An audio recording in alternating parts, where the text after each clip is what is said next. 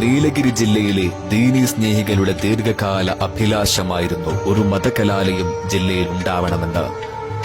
തദ്വിഷയവുമായി പണ്ഡിതന്മാർ ഉൾപ്പെടെയുള്ള സംഘാടകർക്കിടയിലും ഉമറാക്കൾക്കിടയിലും നിരവധി ചർച്ചകൾ പല സന്ദർഭങ്ങളിലായി നടന്നു.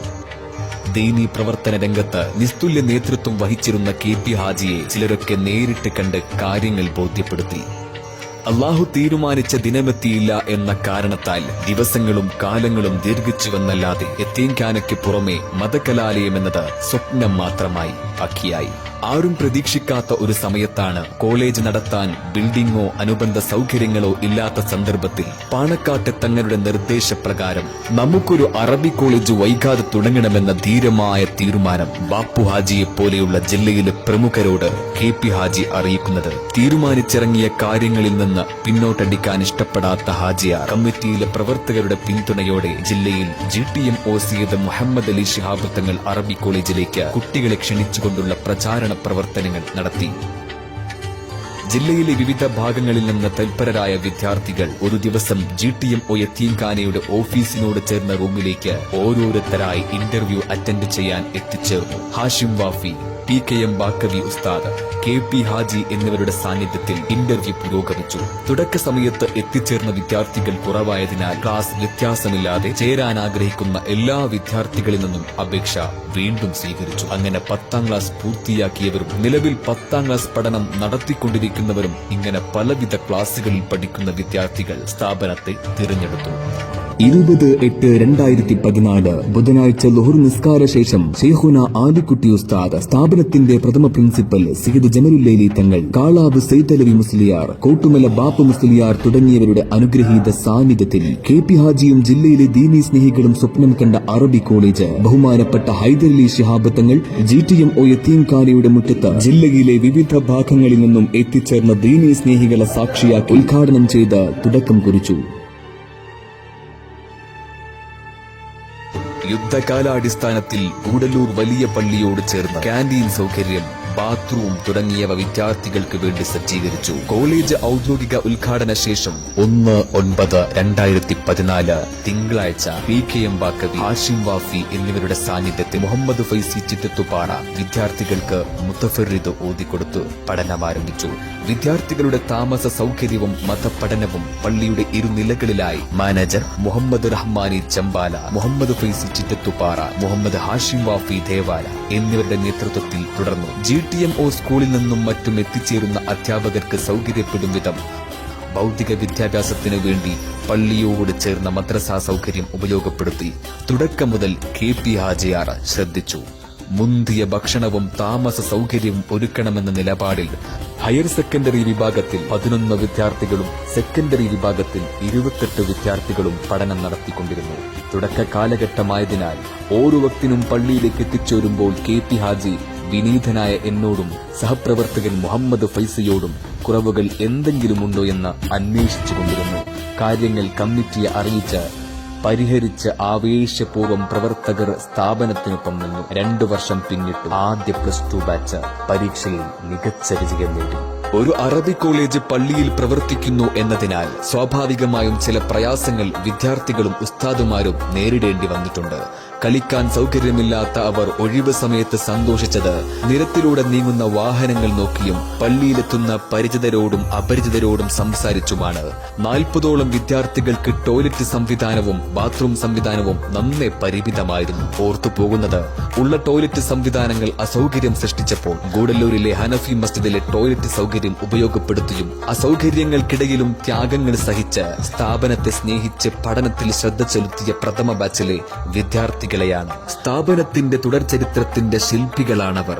ഗൂഡല്ലൂർ വലിയ പള്ളിയിലെ സ്ഥാപനം തുടക്കം കുറിച്ചതിനു ശേഷം ജുമുഅ ദിവസം KP ഹാജി എഴുന്നേറ്റ് നിന്ന് ഗൂഡല്ലൂരിലെ ജനങ്ങളെ സ്ഥാപനം നടത്തിക്കൊണ്ടുപോകുന്നതിന്റെ പ്രാധാന്യം ഉണർത്തിയതും മക്കൾക്ക് ചെലവ് കൊടുക്കാൻ വക നാം കണ്ടെത്തണമെന്ന് പറഞ്ഞതും ഗൂഡല്ലൂരിലെ വ്യാപാരികളിൽ പാവപ്പെട്ടവരും സമ്പന്നരും ദീനീ സ്നേഹികളിൽ പലരും കുട്ടികളുടെ ഭക്ഷണ ചെലവിലേക്ക് ഓരോ ദിവസവും നിശ്ചിത തുക നൽകാമെന്നേറ്റതും പലരും ഇന്നും അത് തുടർന്നുകൊണ്ടിരിക്കുന്നതും നന്ദിയോടെ സ്മരിക്കേണ്ട ഓർമ്മകളാണ്.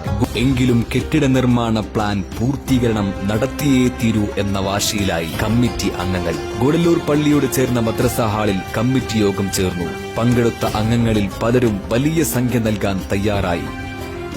പെട്ടെന്ന് തന്നെ ദേവർശോലയിൽ ഒരു ഉദാര മനസ്കൻ നൽകിയ സ്ഥലത്ത് കെട്ടിട നിർമ്മാണം പൂർത്തീകരിച്ചു. ഒരിക്കൽ കുട്ടികളോടും ഉസ്താദുമാരോടും താമസിക്കാൻ ആവശ്യമായ വസ്തുക്കളെടുത്ത് ഒരു വർഷക്കാലയളവ് പോലും തികയാത്ത വിധം പൂർത്തീകരിച്ച പുതിയ ക്യാമ്പസിലേക്ക് മാറാൻ പറഞ്ഞു. വിദ്യാർത്ഥികളും ഉസ്താദുമാരും വളരെയധികം സന്തോഷിച്ചു. മുഹമ്മദ് ഫൈസിയുടെ ഒഴിവിനെ തുടർന്ന് 2 വർഷം പിന്നിട്ട സ്ഥാപനത്തിൽ ഉസ്താദുമാരായി ഉണ്ടായിരുന്നത് ഹാഷിം വാഫിയും ഉസ്മാൻ ധാരിമിയുമായിരുന്നു.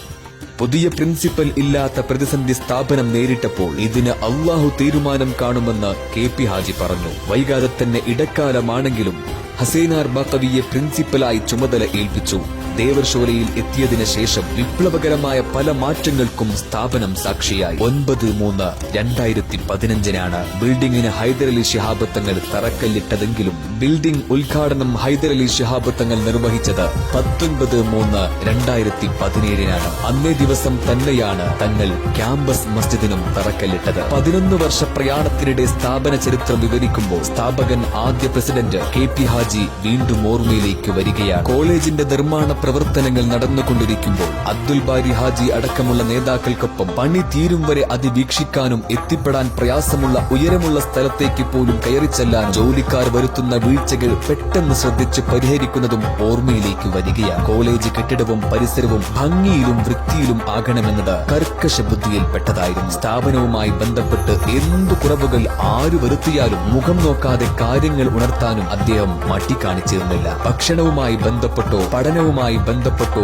എന്തെങ്കിലും കുറവുകൾ വരുത്തിയെന്ന് ബോധ്യപ്പെട്ടാൽ മുഖം നോക്കാതെ നടപടിയെടുക്കുന്ന പ്രകൃതം. ജാമിഅയുടെ മീറ്റിംഗുകൾക്കും മറ്റും എത്തിച്ചേർന്ന അഭിപ്രായങ്ങൾ അറിയിക്കുന്ന നല്ല മാതൃക. ഉന്നത നിലവാരമുള്ള വിദ്യാഭ്യാസം നമ്മുടെ മക്കൾക്ക് വേണമെന്ന നല്ല വിചാരം. ഭാവിയിൽ നിങ്ങൾ ഓരോരുത്തരും നമ്മുടെ നാടിന്റെ പേരിൽ അറിയപ്പെടുന്ന നല്ല പണ്ഡിതന്മാരായി മാറണമെന്ന വിദ്യാർത്ഥികളോടുള്ള ഉപദേശങ്ങൾ. നിയമപരമായ ചില കാര്യങ്ങൾക്ക് വേണ്ടി സ്ഥാപനവും സ്ഥല സൗകര്യങ്ങളും മറ്റും പ്രതിസന്ധി നേരിട്ടപ്പോൾ ഉസ്താദുമാരെ വിളിച്ചുകൂട്ടി കണ്ണീരോടെ പ്രതിസന്ധി അറിയിച്ച നല്ല ഓർമ്മകൾ. ഇതു പരിഹരിക്കാൻ നിങ്ങൾ എല്ലാവരും ചേർന്ന് പ്രാർത്ഥനാ സദസ്സ് സംഘടിപ്പിക്കണമെന്ന് പറഞ്ഞത്. പ്രതിസന്ധി നീങ്ങിയ ശേഷം ഏറ്റവും നല്ല ഭക്ഷണം ചോദിച്ചറിഞ്ഞ് നൽകിയത്. സ്വപ്ന സാക്ഷാത്കാരത്തിന്റെ ഭാഗമായി കഴിഞ്ഞ ജാമിഅ സമ്മേളനത്തിൽ കറുത്ത കോട്ട് ധരിച്ച് GTMO അറബി കോളേജിലെ 14 യുവ പണ്ഡിതരെ ഫൈസി എന്ന് വിളിച്ച് സനത് നൽകുന്നത് കാണാൻ ഹാജിയാർ ഇല്ലായിരുന്നു എന്നത് നോവുന്ന ഓർമ്മയാണ്. സ്ഥാപനത്തിന്റെ തുടക്ക കാലഘട്ടത്തിൽ ഗൂഡല്ലൂരിലെ പരിമിതമായ കിച്ചൺ സൗകര്യം ഉപയോഗപ്പെടുത്തി ഭക്ഷണം പാകം ചെയ്തു തന്ന കാസിം വയലിലെ മർഹൂം സെയ്ദലവിക്ക വളരെ കുറഞ്ഞ ശമ്പളത്തിൽ സ്ഥാപനത്തിൽ വെള്ളവും വെളിച്ചവും എത്തിക്കാൻ ഓടി നടന്ന ഗോണിബായ്, ഗേറ്റ് വാച്ചർ അലവിക്ക തുടങ്ങിയവർ സേവനത്തിനിടെ ആകസ്മികമായി മരണപ്പെട്ടത് മനസ്സ് നൊമ്പരപ്പെടുത്തിയ ചരിത്ര കഥയാണ്.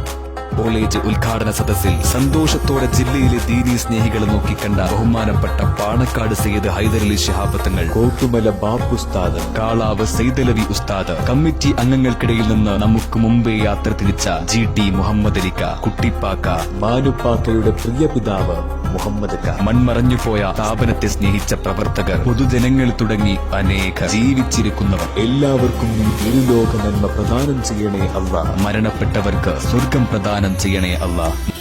നിലവിൽ 50ഓളം യുവ പണ്ഡിതർ സ്ഥാപനത്തിൽ 8 വർഷ പഠനം നടത്തി പട്ടിക്കാട് ജാമിഅയിലെത്തി.